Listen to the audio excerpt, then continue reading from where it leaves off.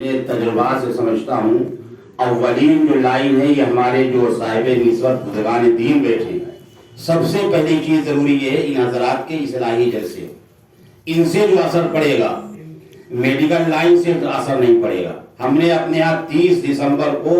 نشہ مخالف مہم شروع کی اور اس کا آغاز ہم نے حضرت مولانا شاہ افضل الرحمان صاحب سے کرایا۔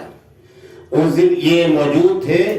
اتنا مجمع، حضرت نے کہا بھائی اتنا بڑا مجمع مادھو گنج جہاں صرف 5% مسلم آبادی ہے، اتنا بڑا مجمع تم نے کہاں سے جمع کر لیا؟ انہوں سے، میں تو مہمان نوازی میں لگا ہوا تھا، ان حضرات سے کہا مجھے یاسر ہو رہا ہے اتنا بڑا مجمع کہاں سے جمع ہو گیا؟ اور لوگ جو مسافہ کر رہے تھے مولانا کے ہاتھ چومنے لگے، اب انہوں نے پکڑنا شروع کر دیا، یہ کیا نیا طریقہ ہو رہا ہے کہ مولانا کے ہاتھ چومے جا رہے ہیں۔ یہ لوگوں نے بتلایا، عورتوں نے بتلایا کہ یہاں پہلی مرتبہ اس قسم کا اجلاس ہو رہا ہے کہ ہمارے شوہر شراب پیتے ہیں، ہمارے نوجوان لڑکے شراب پیتے ہیں، نشہ مخالف مہم چل رہی ہے، پہلی مرتبہ ہوا ہے۔ اور وہ اللہ والے تشریف لائے، ان کی تقریروں سے اثر پڑا ہے، ان کی تقریروں سے اثر پڑا ہے، مولانا کے ہاں پر لوگوں نے جو ہے توبہ کی ہے۔ تو ہمارے اکابرین کے جو اصلاحی جلسے ہوں گے، سب سے پہلے چیز فائدہ جو ہوگا ہمارے بزرگوں کی اصلاحی جلسوں سے ہوگا،